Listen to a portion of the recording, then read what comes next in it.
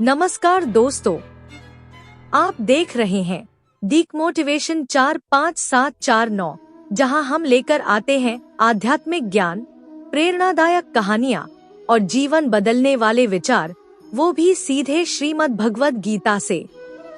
आज की कहानी एक ऐसे व्यक्ति की है जिसने गीता को केवल पढ़ा नहीं बल्कि जिया और अपने जीवन के हर अंधेरे को प्रकाश में बदल दिया। अगर आप चाहते हैं कि ऐसी प्रेरणादायक कहानियां आप तक लगातार पहुंचती रहें, तो वीडियो को लाइक करें, चैनल को सब्सक्राइब करें और दोस्तों के साथ जरूर शेयर करें।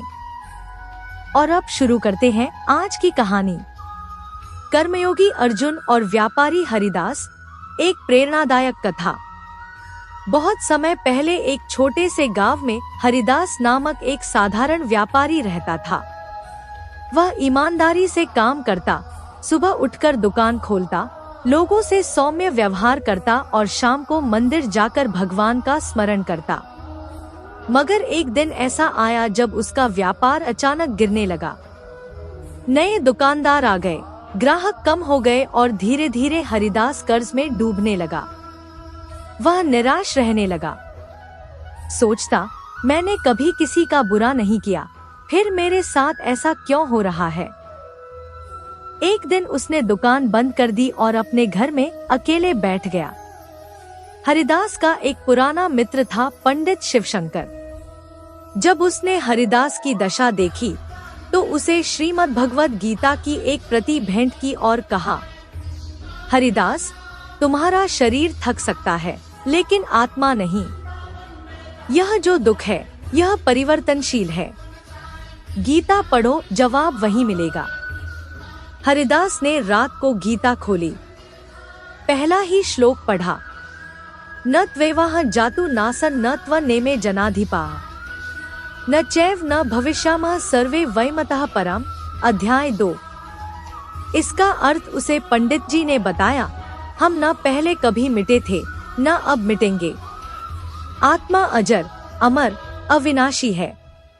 हरिदास को लगा जैसे कोई भीतर से कह रहा हो, क्या तू केवल व्यापार है? क्या तेरी पहचान सिर्फ दुकान तक सीमित है? उसने फिर से दुकान खोलने का फैसला किया, चाहे जितनी कमाई हो, मगर बिना डर के। धीरे धीरे उसने गीता पढ़ते पढ़ते एक और श्लोक पर ध्यान दिया, कर्मण्येवाधिकारस्ते मा फलेषु कदाचन मा कर्मफल हेतुर्भूर्मा ते संगोस्त्व कर्मणि। अध्याय 2, श्लोक 47।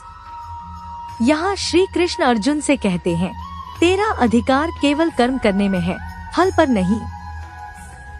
इसलिए फल की चिंता छोड़ और कर्म कर। हरिदास को जैसे दिशा मिल गई हो। अब उसने बिना उम्मीद, बिना लालच, बस ईमानदारी से रोज काम करना शुरू किया। वह मुस्कुराता, लोगों की मदद करता, यहाँ तक कि अपने पुराने कर्ज को भी छोटे छोटे हिस्सों में चुकाने लगा। गांव के लोग भी देखकर हैरान थे, कैसे एक डूबा हुआ व्यापारी इतनी शांति और संतुलन से जी रहा है। हरिदास अब केवल व्यापारी नहीं था, वह एक कर्मयोगी बन चुका था, जो गीता का सबसे बड़ा संदेश है। एक दिन गांव में भारी बारिश हुई, कई घर ढह गए, दुकानें बह गई। हरिदास की दुकान भी क्षतिग्रस्त हो गई। लोग हताश हो गए। मगर हरिदास सबसे पहले गांव की पंचायत पहुंचा और कहा, मेरी दुकान चली गई, पर मेरी शक्ति नहीं। आइए हम सब मिलकर गांव को फिर से खड़ा करें। लोग चकित थे, जहां वे दुख में डूबे थे वहां हरिदास संघर्ष का दीपक बन गया। उसने फिर से वही गीता का श्लोक दोहराया, सुख दुःखे समे कृत्वा लाभालाभो जया जया ततो युद्धाय युज्यस्व नैवं पापम वाप्स्यसि। सुख दुख, लाभ हानि, जय पराजय, इन सब में संभाव रखो और अपने कर्तव्य में लगे रहो।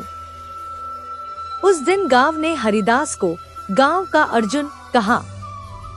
कुछ वर्षों में हरिदास ने सिर्फ अपना व्यापार ही नहीं संभाला, बल्कि कई युवाओं को आत्मनिर्भर बनाना सिखाया।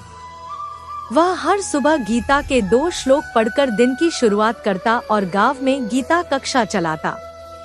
एक दिन एक नौजवान ने पूछा, बाबा, आपने यह शक्ति कहाँ से पाई? दुनिया तो गिरने पर रोती है, आपने खड़े होकर औरों को उठाया। हरिदास मुस्कुरा कर बोला, श्रीमद् भगवद गीता ने मुझे सिखाया, तू शरीर नहीं है, तू आत्मा है। कर्म कर, फल की चिंता मत कर। हर परिस्थिति में संभाव रख, मन को वश में रख, क्रोध और मोह से ऊपर उठ।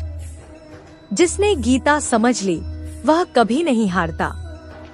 हरिदास अब बूढ़ा हो चला था, मगर उसकी आंखों में आत्मबल की वही ज्योति थी। उसने आखिरी बार गीता पढ़ते हुए शांति से कहा, गीता कोई किताब नहीं, जीवन का आईना है। जब हार जाओ तब यह कहती है, उठो, तुम्हारा युद्ध अभी बाकी है। जब घमंड आए यह कहती है, तू कुछ नहीं, सब कुछ ईश्वर का है। और जब रास्ता न मिले यह कहती है, तुम्हारा कर्तव्य ही तुम्हारा धर्म है।